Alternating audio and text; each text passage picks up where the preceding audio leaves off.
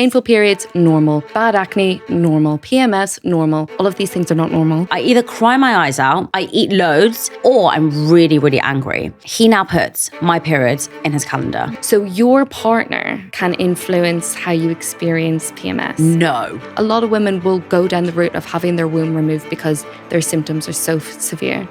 Oh my gosh, I've never heard of that. It's like severe PMS, and it can be so severe that women have suicidal thoughts and commit suicide because their moods are so bad. No.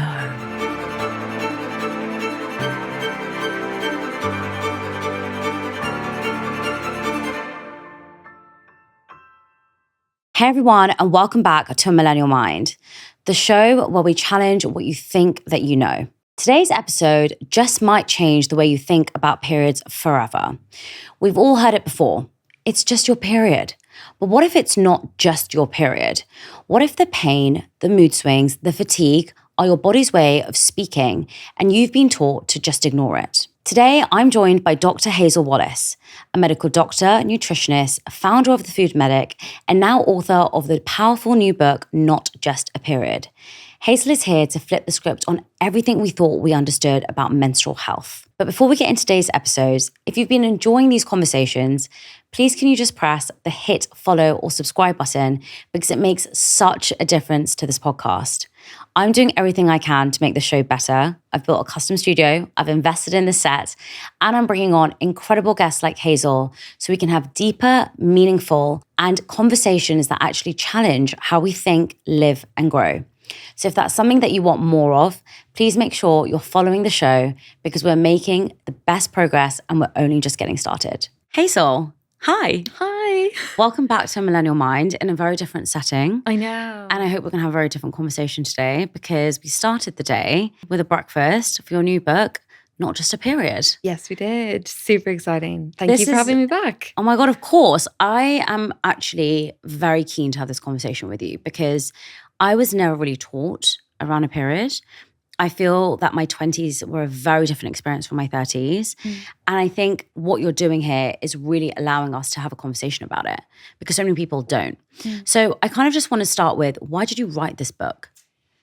A really great question and a really big question. And I think your experience is so universal. Like most of us, if we think back to when we learned about puberty or periods or even in sex ed class, we maybe heard about the bleeding phase or the period, maybe heard a little bit about period products and what to do, but that was about it. Like no one tells you about the remaining 23 or so days of your menstrual cycle.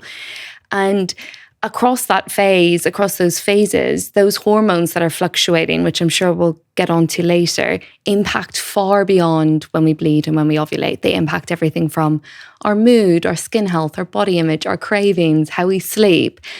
And I'm sure any women listening are like nodding along thinking, yeah, I experienced that. But why hasn't anyone told us about how that impacts us, what we can do about it if it's happening to us and it's negative, and also how we can maybe live alongside that as opposed to like feeling like we're constantly battling our periods or our hormones or negative symptoms. Yeah. And so the Not Just a Period is essentially comes off the back of, I wrote a book in 2022, The Female Factor, which shone a light on the fact that women are not small men and that most of the research that we have is based on a male body and male cells and how women are neglected in health and healthcare. And that book performed really well, but it just opened a can of worms. And so many women were pouring into my DMs and telling me about how they felt they'd been dismissed or turned away by health professionals, especially when it came to their periods. And this is why I called it Not Just a Period for two reasons. One is oftentimes we just kind of pass off period symptoms as it's just part and parcel of being a woman. Yes. Painful periods, normal. Bad acne, normal. PMS, normal. All of these things are not normal. And the second reason why I called it Not Just a Period is because so much more happens in that cycle and that impacts us on every level, every single day. When you said women are pouring into your DMs, what are some of the top myths or kind of half-truths that they keep telling you? I think the biggest misconception is that painful periods are normal. And it's not like periods should be pleasant or completely pain-free. Some cramping is to be expected because your body is doing something pretty incredible, and it's doing it quite quickly when we think about it. You know, it's shedding the womb lining and it's healing itself really quickly, and it does this over 450 times in a woman's lifetime, which I think is amazing.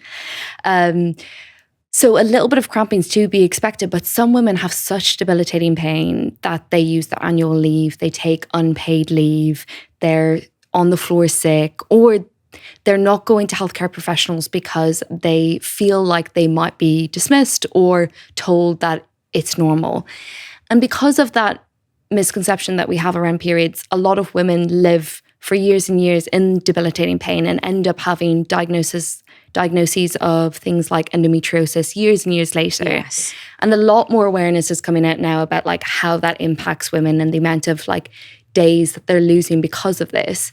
So I think that's the biggest misconception. The other thing that I see a lot, especially in the really active community of women, is losing periods. And this is quite common if someone's gone through maybe restrictive dieting, or they've cut carbohydrates, or they do a lot of excessive exercise. And it can be unintentional. They might have signed up for a marathon and underestimated how much fuel they need. And our cycles need energy, just like every part of our brain, every part of our body. And so if we don't have enough energy, it just essentially switches off those signals and says, it's not safe to have a baby right now, like the low power mode in your phone. Wow. And I often get women come to me and they say, like, I lost my period and, you know, it's been gone for months and months. I didn't think it was a big deal. And it's that I didn't think it was a big deal. That's the biggest myth and misconception, because it might actually feel like it's quite convenient if you're not bleeding every month because you don't have to think about that. But really, that's a signal that your body's under significant stress. And our cycle is an indicator of our overall health. So it's like, there's clinicians in the US saying that we should use it like a vital sign, like we would blood pressure or heart rate, because it tells us so much about our health. And those hormones that orchestrate our cycle, namely estrogen and progesterone, they're not only telling us when to bleed and ovulate and things like that, but they also influence our bone health, our brain health, our heart health. So in these women who lose their cycles, they often get like hairline fractures, they get gut issues, irritability, low mood, multiple other effects. So the biggest takeaway is your cycle impacts far beyond when you can reproduce. But why don't we know that? You know, what has happened for us to think, oh, this is what a normal period is. This is what a normal period isn't. This is what a normal amount of moodiness is. This is what a normal amount of PMS is.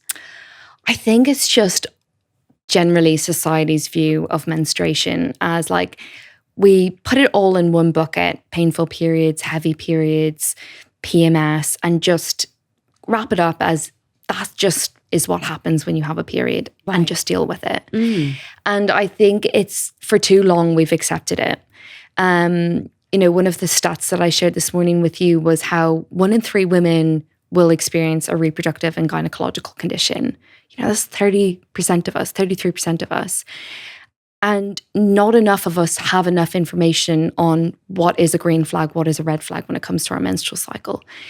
And I think no one tells you that. And we don't really have the menstrual health literacy when it comes to that. Like, I don't believe that enough women know enough about their cycles and how it impacts their health.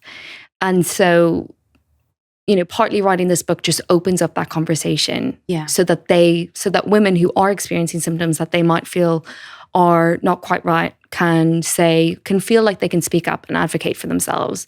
Because, you and I spoke about how some of it is subjective. So it's very hard to measure pain. Even heaviness, it's very hard to measure because no one is going around we often use teaspoons or cups in the NHS when we're talking about how heavy is heavy. But like, who's using teaspoons to measure the period? No one is. So it's anything that's too heavy for you to manage. So if you're using 2 period products at a time because you're soaking through, or you're waking up at night because you're constantly leaking, or you just can't do the things that you enjoy, like go to work or do physical activity, those are the signs that the symptoms that you're having are you're not in control of those symptoms, and you need to get support. Why is this a problem though? Because if I think, just to challenge you here, if I think back to when my mum was having periods, I'm sure she won't mind me saying that she no longer has them anymore. But if I think back to, 30 years ago, 40 years ago, we didn't have this information. Why is it now, as millennials and Gen Zs, we are so determined to understand every part of our life, for example? Well, I think when we think back to how women have been essentially excluded and neglected from medicine and healthcare for such a long time, maybe not excluded from healthcare, but if we haven't been including women and female bodies in research, then most of the research we have today is based on a male body, male cells, male mice, and just extrapolated to women as if we're just small men. And that means that we've completely left out a whole half the population. And one of the reasons why women have been excluded is because we have that monthly cycle and hormones fluctuate on a day-to-day, which for a researcher is a complete nuisance to control for because we are not the same every day, whereas a man's the same every day. So there's so much we don't know about the menstrual cycle, but now we're starting to gather more information and we're starting to learn about how the menstrual cycle can influence your metabolism, so how much energy you burn at rest, how the menstrual cycle can influence how you perceive yourself, so your body image, how the menstrual cycle influences things like your skin, how your skin looks and your skin health, influences your breast health, your libido, all of these things. And so for so long, women have been in the dark, and I think women are just fed up with it. And we've kind of just taken it into our own hands to sort it out. I love that. I really want to talk about the difference between a male body and a female body, because what you said is that women have a 28-day cycle, men have a 24-hour cycle. Talk to me about that. What does that mean? So I would say that women also have a 24-hour cycle. We are existing in that circadian rhythm as well. But across a 28-day cycle, our hormones, estrogen and progesterone, there are more that fluctuate. They go through multiple phases. And during that time, regardless of what else is going on in our lives, they are ebbing and flowing, and that influences things. So if we take estrogen, for example, that's low during our period, and then it increases just before ovulation, allowing us to ovulate. When it increases, women often report that they feel a lot more motivated. People talk about the ovulation glow because of how it influences our skin. It can also influence our muscle building potential. So you'll hear people saying, that's the time you should go to the gym. It influences even how we perceive ourselves. So women feel like they look better, even if objectively there's no difference. There's so many things that influence how we feel. And I think that in itself just really illustrates the power of those hormones. What are the hidden costs, I guess, of women dealing with fatigue or mood swings or not understanding this cycle? I think there's so much that we can't even measure. So we can look at data in terms of productivity, in terms of days taken for unpaid leave, annual leave, sick days, things like that. But what about career opportunities that were missed and other opportunities like that, because women have felt like they've had to struggle in silence because of their cycles, or even women who maybe don't have period problems per se, so they don't have things like endometriosis or PCOS, but they feel confused by their bodies. They're unsure why their energy dips. They're unsure why they're productive at one part of their month and they're not. If we really knew that information, we could harness that information so that we could optimize our schedules to fit with our bodies, not a man's body. And so how might that look? It might be that your exercise routine changes across the cycle because in that luteal phase just before your period, you are so low in energy, you feel weak in the gym, and maybe during that time, you prioritize more rest days, you do more restorative yoga, you increase the amount of anti-inflammatory foods in your diet, you optimize sleep because you know that that's how you can be your best self. Whereas right now, most women will just live every day as if it's the same. Yes. And so should we start tweaking our lifestyle around our cycles? And I think the answer is yes. I don't think it needs to be prescriptive. And I think it's super individual because no two cycles are the same, no two women are the same. I know a lot of people that are probably watching or listening to this right now think, oh my God, that's another thing I have to do, right? Yeah. So I really want to emphasize the importance on why we should do it, because what's the impact long term, with our gut or hormone imbalances if we don't actually, manage our cycle? I think that's a really good question. And like I said, I don't want, and the book is not prescriptive at all because we do have enough on our plate. So it's not about like every single day of your cycle completely changing your workout routine, your skincare routine, and going to bed at different times. It's about learning what works for you, really. But the reason why it's important is that if you are able to harness that information, you're going to be able to optimize your productivity. You'll improve your health. You'll improve your nutrition. All of those things will be improved. So, for example, it depends on how you experience your cycle, because some women have really distressing symptoms and they're unable to label it. What I see a lot in my clinic, I work as a nutritionist, and I see a lot of women find that they experience really bad cravings in the luteal phase.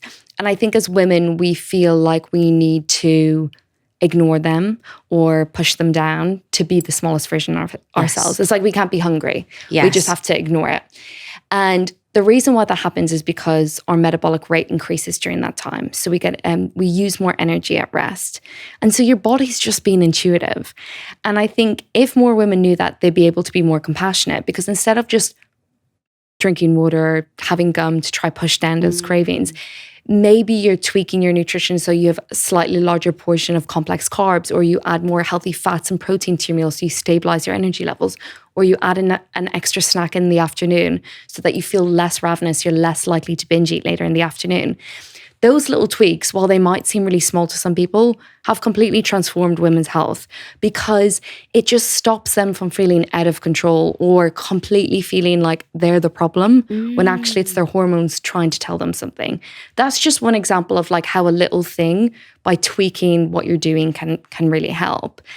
And I just think like, try apply that to other areas of your life and see how that makes you feel more in control. Because I think when I speak to women, they often feel like their hormones are in the driver's seat and they're just along for the ride. If you can actually learn about how your hormones work and what they're doing at different points in your cycle, then you're able to like proactively make those changes. Yes. It's the same with skincare. Like if you always break out at that point in your cycle, maybe before your period, maybe the week before, that's when you start adding anticipatory tweaks to your skincare.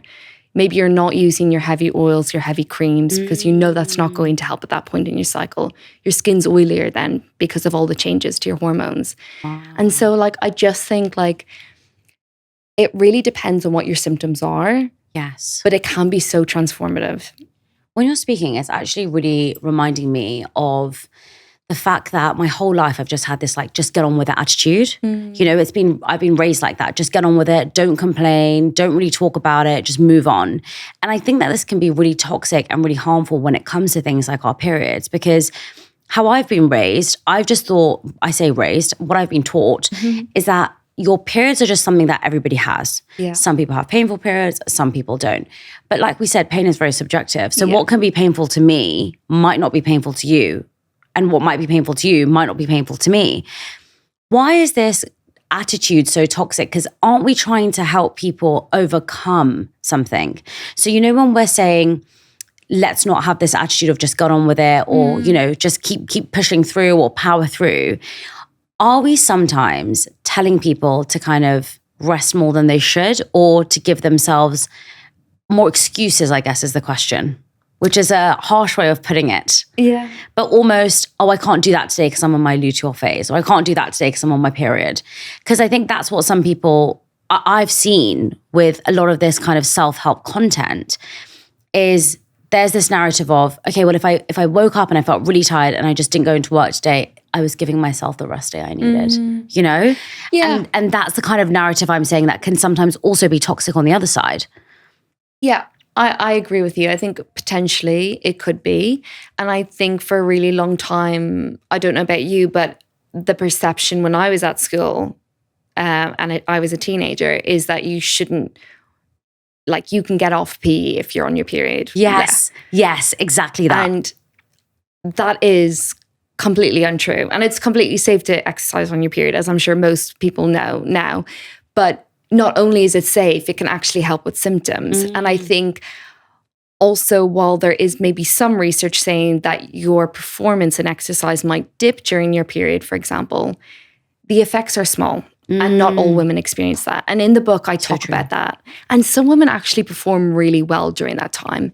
So I think while there is the risk that some people will say, oh, because I'm in this phase of my cycle, I should rest. I really try to illustrate in the book how like your hormones can actually optimize productivity, and you can really harness those parts of your cycle. And it's okay if that ebbs and flows across a month, because I don't think we were supposed to be productive every single day of our lives. You know what I mean? Yeah.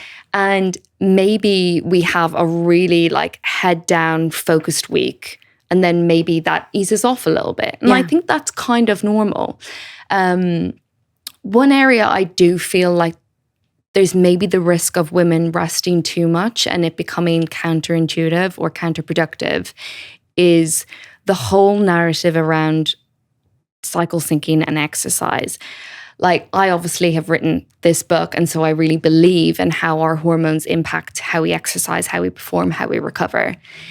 But where I don't think the research is creating cookie cutter programs saying you should do Pilates on week 1, you should rest on week 2, you should do HIIT exercise on week 3. And the reason why I think this could actually cause more harm than good is because a lot of the time it's telling women to do very low intensity or no strength training or no impact 2 weeks out of 4. Now, as women, it's really important that we're strength training, that we're weight-bearing exercise as well, because of the risk to our bones later in life. And if we're not doing that, we don't have enough stimulus across the month. So it's really important that we're looking after ourselves in all areas, not just our menstrual cycle. So right now, I think when I see apps or PDFs that are like, this is how you train around your menstrual cycle, I'm like, I think we're not there yet. They're not evidence-backed. I think what you can do is use your cycle to help guide your training. And so if you know that around a certain point in your cycle, you do have really bad symptoms, then maybe do not plan your hardest workout during that week. You know, it's little things like that. Or if you go to the gym, you're having period pains, maybe putting a bar across your hip and doing hip thrusts that day isn't going to be comfortable for you. But maybe doing something else will be, like an upper body session. It's about making those adjustments and just working with your cycle, as opposed to saying it's dictating when I can exercise and when I can't. 100%. And I think that's the problem right now. We're always looking for someone to tell us exactly what to do to optimize the situation that we're in, right? Whether it's your period, whether it's your cycle, whatever it is. We want someone who's going to say, do this and that will make it better. And I think this cookie cutter approach, like you said, is really toxic. One thing that I also find really toxic online is people saying, oh, the 3 days before your period, you should have chocolate, you should lay in bed all day, because everyone has those cravings. I never had those cravings in my 20s. Never, ever once. And I only ever have cravings the day before my period. The day before my period, by the way, in my 30s, I am a lunatic. I either cry my eyes out, I eat loads, or I'm really, really angry. And I really want to talk about the effect that it has on relationships, because if we don't know when we're starting our period, if we're in a relationship with someone, just talking from personal experience, it can sometimes feel really difficult for the other person. So Nikhil, my partner, he now puts my periods in his calendar. The reason he does that is because it's very on sync. The day before, 2 days before, I'm one of those 3 states, right? And in the beginning, when we were living together, he found it really difficult. He said, you know, I found it personal that you were so annoyed with me about something, or you just didn't want to talk to me, or you just wanted to sit in front of the TV and just ignore me. And now he's like, I know what's happening. You're just, you know, feeling a bit sensitive because coming on your period. And we no longer argue about it because he doesn't take it personally. And if I act erratically, I know that it's because of my period. And I'm also able to detach from my emotions. Before, when I wasn't able to understand what was happening, I would think those were my emotions. You know, when people talk about your hormones, how on earth are you going to know what's your hormones and what's your brain? I don't know sometimes. And you know, one time it was when I was telling him a story and I just started crying, and it was like an assembly story I used to tell in school. And I was crying so much that I said to him, I feel like am I crying because of my hormones? Because it doesn't feel like I am. It feels like this is me. And then the next day I was laughing my head off that I was just crying over this stupid story I was telling him. What is the impact that, hormonal highs and lows can have on a relationship? And what's the solution for that, bar from putting your partner's period in your calendar, which I think is a great one? That is an option. And also lots of the cycle tracking apps, you can add a partner to it. Oh, okay, excellent. Which we love to hear. But I think, so as part of the book, we did a big research survey through social media and had thousands and thousands of women contribute to it. And I did case studies as well, focus groups. And what we found was that 85% of the women who completed the survey found that their menstrual cycle impact their relationship and intimacy in some way, not just their period, but their entire cycle, be that emotional or other symptom-wise. So it has a huge impact. And I'm sure that a lot of people listening can attest for that. And most of the research are in kind of heterosexual couples. So I can't really speak for all couples, but I'm sure on some level it's impacting everyone and their partners. Or even if you don't have a partner, maybe your friendships or maybe your sibling relationships as well. And I think it can impact it in different ways. It could be intimacy, but it can be that emotional connection. And a lot of women report that they experience emotional changes in that 1 week, that final week before you get your next period. Yeah. Not all women experience this, but a lot of women experience this. Some women get it that it's so bad that it impacts with their daily life. And then a very small proportion, but still significant, about 3 to 8% of women get something called PMDD, which is premenstrual dysphoric disorder. Okay. It's like severe PMS, but it's a diagnostic mood disorder. So it's in our manual of diagnosing mood disorders as doctors. And it can be so severe that women have suicidal thoughts and commit suicide because their moods are so bad. No. Yeah. It's so sad to hear about it. And it's so overlooked. It's so underdiagnosed. So many women really struggle to get a diagnosis, to feel heard, to feel seen when it comes to this. A lot of women will go down the route of having their womb removed because their symptoms are so severe. Oh my gosh, I've never heard of that. Yeah, it's not really talked about quite publicly, but I think there's a lot more awareness coming to the forefront about it. And I think it's so needed because there are things we can do. Yes. There are treatments that we have. And we definitely need more research into making these treatments more effective and giving women more options than going down the surgical route, which by the way is the last case scenario. What are some of those options? So we can go, if it's not super severe, so more like PMS, there's obviously lifestyle approaches, so nutrition and sleep and supplements. Then for more severe symptoms like in PMDD, there are medication options. Okay. And that can be hormonal, but there are antidepressants that can work. What makes it different to depression though, is that it happens in a cyclical nature. So it happens every cycle and it happens in the 2 weeks before your period, and it should get better or disappear when your period starts. Right. Whereas depression would be constant most of the time. And so that cyclical nature is how we diagnose it really. But there's no blood test, there's no scan, which is why it's really important that if you are experiencing mood changes, to track your cycle so that you can go along to your doctor and say, look, my last 6 cycles, I've had these mood changes at this point every time. But would that apply to me? Because I would say the day before or 2 days before, I wouldn't say 7 days. Although this period, actually, it was 5 days. And I was just so moody. I was just really angry and really annoyed. And I think one of the really difficult things in that is that if you are somebody who is naturally moody like me, and I am naturally moody, even though people think I'm very jolly and happy all the time, I have to really work hard to be that way because I want to be happy and jolly all the time, by the way. Nobody wants to wake up in the morning and be moody, right? Yeah. But I am naturally a moody person. I just am like that. I've always been like that since I was a kid. When I am experiencing these things, I then start to really be self-critical. And it can be really challenging if you're in a relationship with someone who then capitalizes on that. So if you're in a relationship with someone and they're saying to you, God, you're just so moody on your period, you just can't blame everything on your period. And when I was actually researching into this podcast on TikTok, there were several videos by men that said, just because you're on your period doesn't mean you can treat us like shit. And they're true in what they're saying, because you can't just treat someone like crap and then say, well, I'm on my period.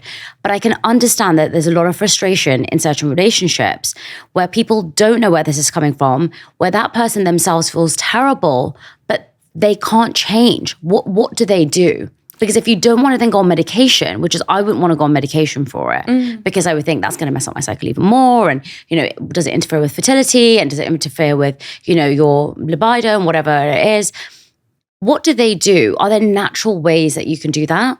So what I'll say is, like I've kind of illustrated, there's a spectrum. So there's premenstrual symptoms, there's premenstrual syndrome, and there's PMDD. And that's like the kind of spectrum.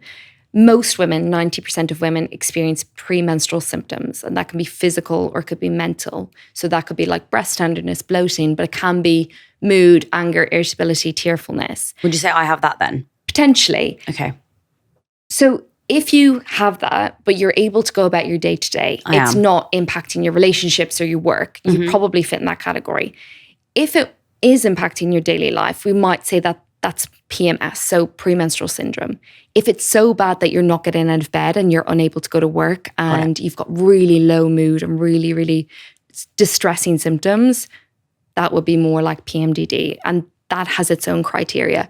So it's a spectrum on how much it impacts your life and the type of symptoms that you're experiencing.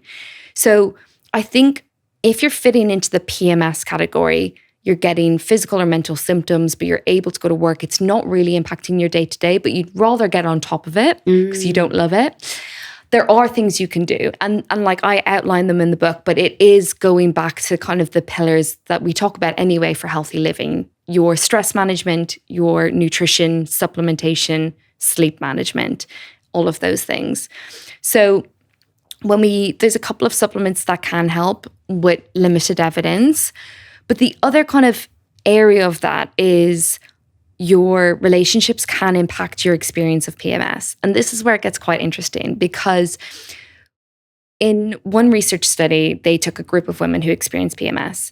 And in one arm of the study, they had therapy on their own. And in the other group, they had therapy with couples therapy. Okay. The group who had couples therapy had a greater reduction in their premenstrual symptoms. So your partner can influence how you experience PMS. No. Yes. And another study they did, it was called the Mood and Daily Life Study, I think. And so every day they had to log in their iPhone their mood symptoms. They also had to track their period, but they didn't know what the study was about. And at the end of the study, what the researchers found was the menstrual cycle wasn't the greatest predictor of our mood changes. Our relationships and our physical health were. So how you're physically feeling and your relationships impact your mood in a greater way. And the reason why I'm saying this is I'm not negating the impact of hormones on mood. I've illustrated that. But I think it's really important that we step back and think, what else is going on in my life? Am I trying to hit all these deadlines? Am I getting up at 5 a.m. every day? Is my partner being a little bit unsupportive right now? All of those things. But I do think there's value in bringing your partner into the conversation. Not to weaponize your menstrual cycle and say you're just acting that way because you're due your period. When your feelings might be completely validated. They might have said something to upset you, which would be upsetting at any point in the cycle. So true. But also sometimes it's helpful to know maybe I am being a little bit more sensitive during that time. And it's good to have that insight without pushing down what your boundaries are. Therefore. 100%. No, I agree with you. Actually, the reason why we started to speak about this is because when 2 days or 3 days before, like I said, I would either be really, really upset about something, and that was usually determined by my work. So I'd be really tired, really stressed, feeling like I wasn't good enough, and then feeling really unworthy, right? I would just be crying my eyes out because of that. Or it would be me telling him something and I would just really emotionally cry. And then he would say, what's wrong? And I would say, I don't know what's wrong with me. So then that would be another one. And then the third would be when I would just get really annoyed with him. You know, you ever seen that Friends episode where Rachel's pregnant and she just is so angry at Ross for breathing? Things like that would annoy me. And at that point, we have a really open relationship. He would say, I don't think you're being really nice right now. Like, what's going on? And then I would start going to the crying phase. Now, when this happened a few times when you're living together, I realized myself that something weird is happening here. And I said to him, by the way, I really want you to put my period in your calendar because like I said, I can't distinguish whether it's my hormones or I'm just being really sensitive or something's happened or I'm really stressed or I'm really tired. The lives that we're all leading right now, they are very, very different from our parents' lives. I had a conversation with my grandma the other day and she said, you guys don't do half the things that we do. And I said to her, you didn't have half as much to manage as we did. Yeah. Yes, you were immigrants when you came into this country. Yes, you worked so hard. You built everything from the ground up. But you didn't have your phones constantly on you, telling you to do like 25,000 things a day. I check my Aura Ring, then I check my fitness app, and then I check my calendar, and then I check my emails, and then I check Instagram, and then TikTok, and then LinkedIn, and I have about 75 reminders blowing up in the day telling me what to do. They didn't have that level of constant interaction and stress. And so whilst our times are very different, I also think it's really important to remember that and not be so harsh on ourselves. But one thing I really wanted to talk about is, in a lot of families, it's very difficult to have the conversation around periods. In my family, I do say I'm on my period, but growing up, I used to say to my mum, like, I'm on my period, you know? Or, if I'd go to see my grandma, I would know not to go near her because she doesn't like it if we're on our period. She's very religious. She prays constantly all day. So on the first day of the period, if I touched her, she would just be a little bit funny about it. And so I wouldn't tell her after the time. And that put up a barrier. As I've gotten older, I now tell her, like, why do you do that? That's so stupid. But when I was younger, that's what was told to me is you can't touch her if she's praying while you're on your period. Now, how does somebody approach that conversation with their parents? Or, I'm getting married now with my in-laws. I don't know how comfortable I would feel if I was on my period and I was feeling really low or I was in pain to say, I'm on my period. I don't mean to be rude at this family dinner. I mean, I don't live with my in-laws, but I know a lot of people do. And if you're living with your in-laws and you're in agony and you're in a lot of pain and you don't want to eat dinner with them because, you can't sit at the table, or you don't want to sit with them and watch a movie because you're in pain, you want to sit in bed with a hot water bottle. How do you have these conversations?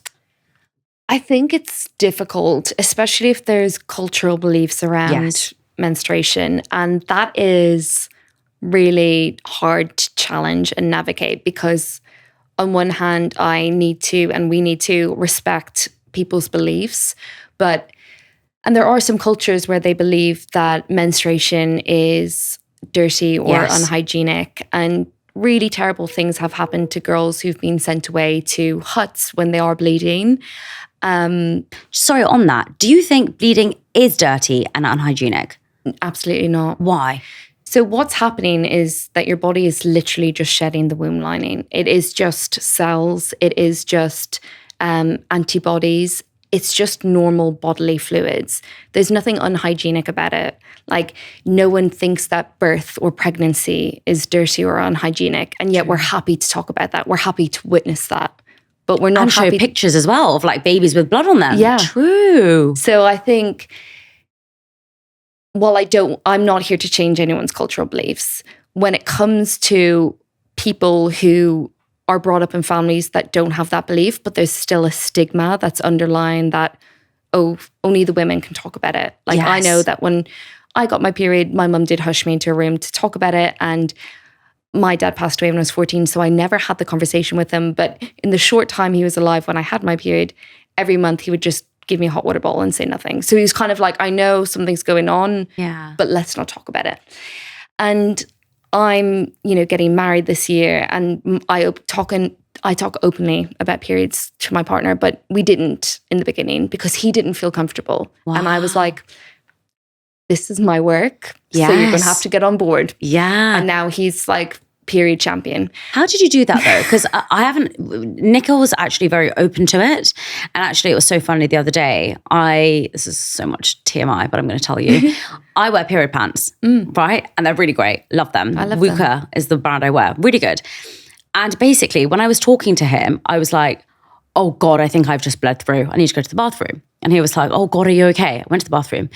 And obviously, again, I'm telling you this TMI, so don't listen if you don't want to.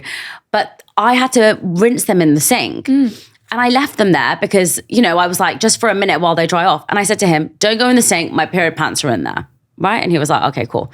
In the evening, I forgot that the day passed. In the evening, we went to go brush our teeth. And he walked out brushing his teeth and I was like, did you see my period pants? And he was like, yeah, I don't care, whatever. And it just made me feel so happy that my period pants are in the sink. He's picked up his toothbrush over it and walked in the room. and it hasn't fazed him. But I do remember being a kid and living at home. And sometimes, you know, when you leave the toilet seat, there would be a little bit of blood left in the toilet. And I remember my brother once said to me, and my dad once said to me, and my mum has said to me, all my family said it to me. And I felt deep, deep shame and deep embarrassment. And, you know, what you just said about when people give birth, it's such a beautiful thing, isn't it? You say to people, did you watch your wife give birth? They're like, yeah, I watched the whole thing. It was amazing. And people say that. They see it as such a beautiful experience. Why don't we see our bodies as such a beautiful experience? Like you said, it's amazing how many periods we've had. Yeah. Right? It's such an amazing thing that we've done. Yeah. But we don't look at it like that. I mean, if you ask any woman in her teens, she'll be like, I hate having a period. I hate being a woman. I think it's amazing that our bodies are doing that and we're going about our days. We're, you know, in boardrooms, we're signing contracts, we are running marathons. Like women have been to the Olympics during their period and won gold medals. Like crazy.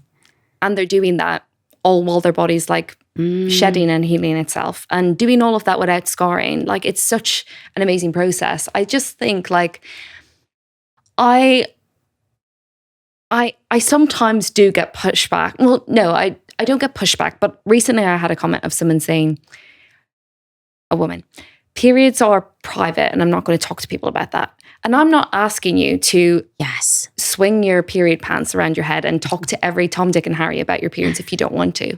All I'm asking is that we open up the conversation about menstrual cycles so that women who are having issues don't feel like they should be shamed, that it's taboo, that they can have that conversation.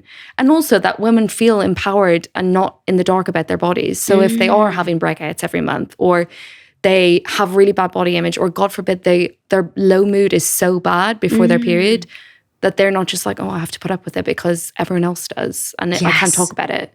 Like this is a conversation starter. This is changing the narrative around women's health. Like this is just one part of a long history of how women have been put in boxes and told to be quiet and told to be clean and pretty. And this is just part of our bodies. It's just normal. You made such a good point when you said women have won Olympic medals, they're going to work, they're in boardrooms, they're doing all of these things. I have to ask you a controversial question now. Should we be doing that whilst we're on our period? Because I have been told many times, don't go to the gym on the first day of your period, right? Maybe take some menstrual leave. And I want to talk to you about menstrual leave separately. But do you think that women should be doing all of this stuff whilst they're in their first couple of days when they're in pain? Should they push through? Because not that you meant to do that, by the way. I just want to preface this before what I say. But we've just glorified women being on their period and going to the Olympics and winning a gold medal. Now, if I'm watching someone winning a gold medal on their period, why can't I go into work and suck it up? Do you see? It's a difficult one. And it's something that we all do. I see people, you know, running outside, you know, running the marathon, for example. 3 days later, I went for a run and I started my period and I said, oh God, I can't really run. And I was in pain. And again, I was with my partner and he was like, don't worry, we'll walk. And I said to him after, I said, you should push me. I said, why did you let me walk? You should have pushed me. And I said, I'm going to give you every excuse I can. You know, sometimes he wakes me up in the morning and he was traveling and it was 5 a.m. And I said, you better wake me up. And he called me and I said, I'm not feeling well. And I just know how to push his buttons. And he was like, oh, don't worry, it's okay. And then I woke up at 8 o'clock and I was like, you know, I lied to you. And he was like, how the hell was I meant to know? And I was like, I played you. But you know, I sometimes find myself making excuses. Do you know what? And like I said, no two women are the same. No two cycles are the same. So how heavy your bleeding is, how painful your periods are, if you have any other symptoms will all determine whether you should or shouldn't exercise during your period. But for 99.9% of women, it's not going to cause you any harm than good. Even for people who are experiencing symptoms, exercise can help alleviate period pain. And so it's important that we aren't viewing periods as like a weak time. That might be your strongest time. For most people, it's not. But for some women, they actually feel better once their period comes because the luteal phase is actually their worst part of their cycle. And they feel like waiting for their period to come is when they get their worst symptoms. And once it comes, they almost get like a big relief. Around the last Olympics and Paralympics, there was a research study asking everyone who was competing, female athletes, when they believed was their best time to perform. Most of them said just after their period. I would say about a third, I think it was. But women, the female athletes said at other parts of their cycle. Some said it was during the period. Some said it was in the luteal phase. Some said, I have no idea. Yeah. These are Olympic athletes. So I think every woman's different. But what I don't want any women to think when they're listening to this is that they can't do things on their period. There's no evidence to say that we're any weaker, that we think slower, that any of these things. Yeah, nothing. Brain fog? What about? No. No. I thought that on the first day of your period, it's normal if you have brain fog. It's normal if you're in so much pain that you can't think properly and your body is weaker because you're losing all of this blood. If you're feeling severe symptoms, then perhaps that's going to impact how you perform. But if you're someone who's having mild cramps, you're not having headaches, you're not feeling nauseous, maybe your boobs are a bit tender, there's nothing stopping you. True. I have just run my 3rd marathon. The first 2 didn't go so great. The 3rd was Paris, and I was like, got my period 2 days before, and I was like, so I'm going to run Paris Marathon on one of my heavier days.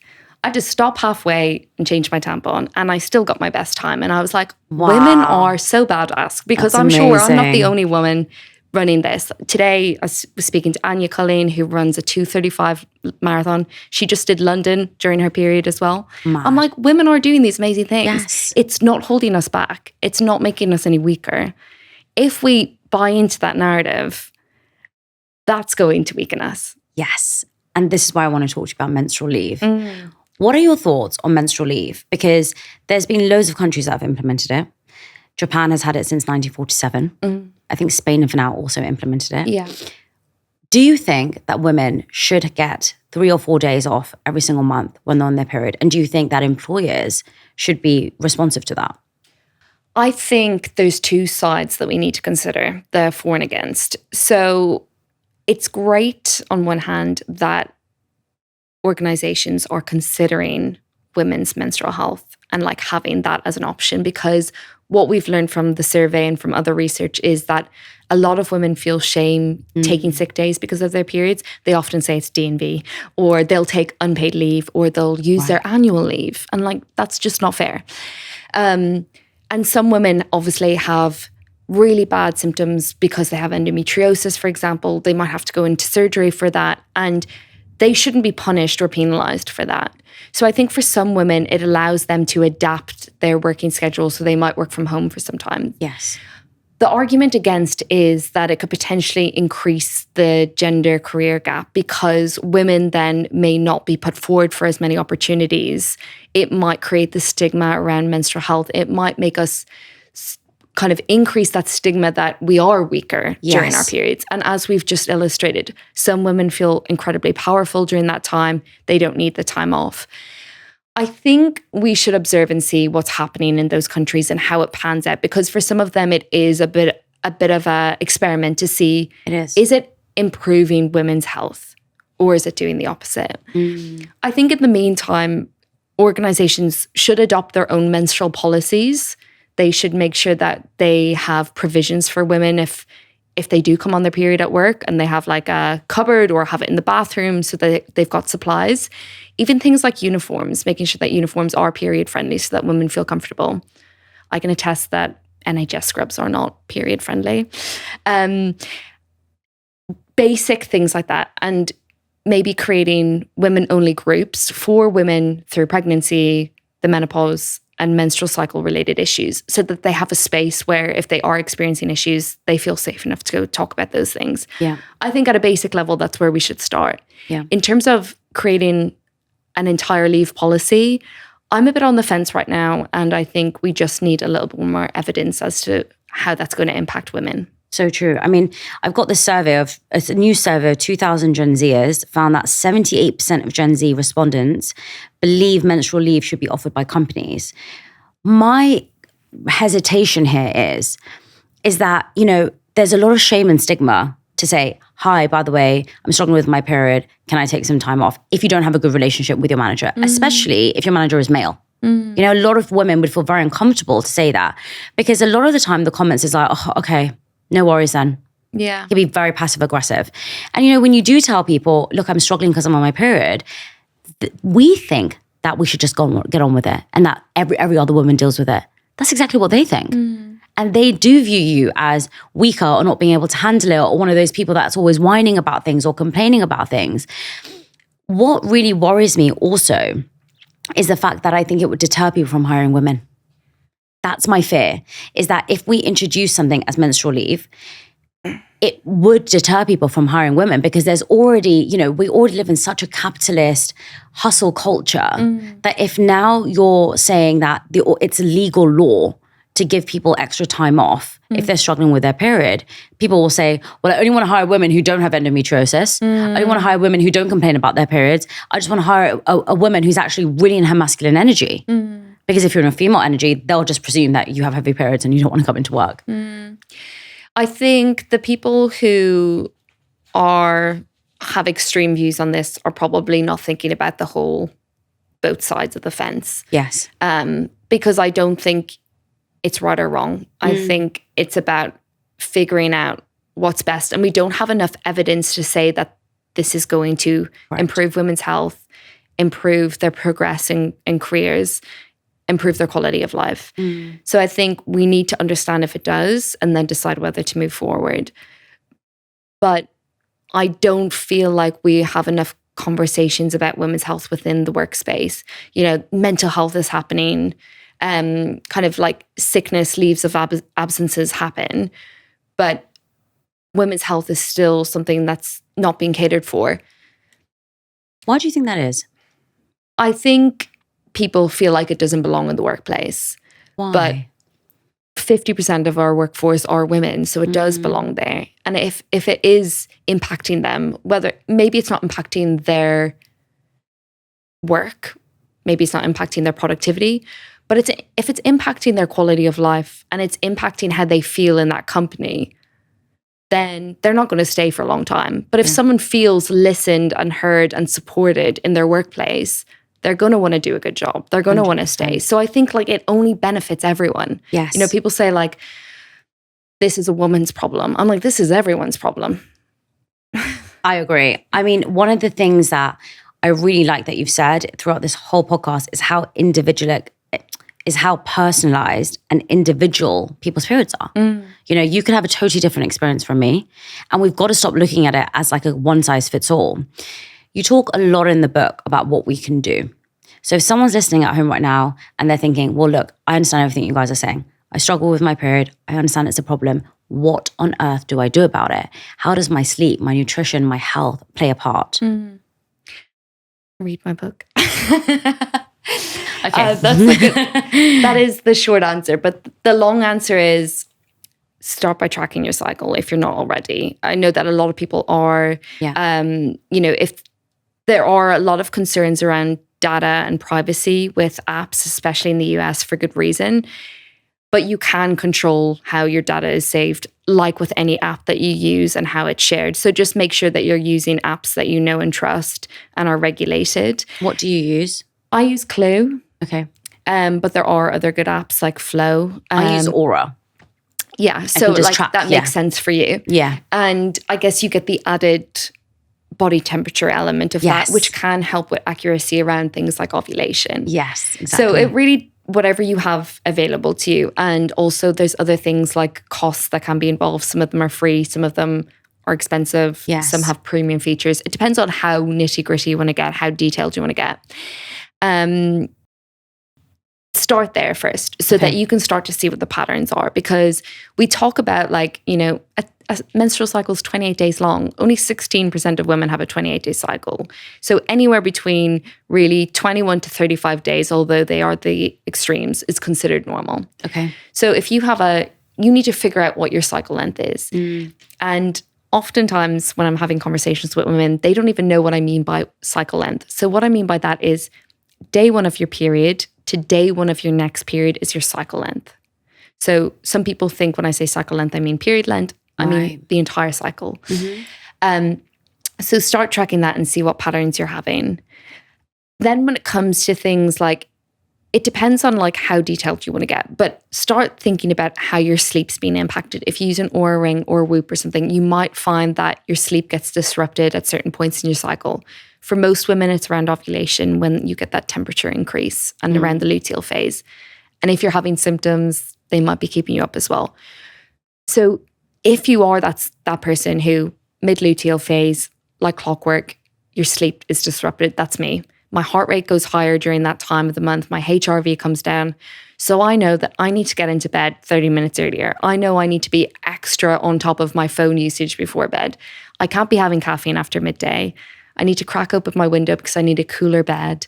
All of those things you learn from just living in tune with your cycle. Once you've kind of tackled that one thing, move to the next thing. How's your exercise changing across your cycle? Now, I can tell you what the research says about how your strength might change or how your recovery might be longer in a certain phase of your cycle. But what's happening to you first, and then look to see what the research says you can do about it. So even things like with recovery, even if your recovery is taking longer and your DOMs are a bit worse, your muscle soreness after exercise, think about getting more anti-inflammatory foods into your diet because that can help. Think about sleeping more, adding more rest days. So you're really starting to like get detailed about what's happening to you and how you can optimize things. It's really just about getting in tune. And then you've looked at exercise, we look to nutrition, we look to mood. It depends on what you're experiencing.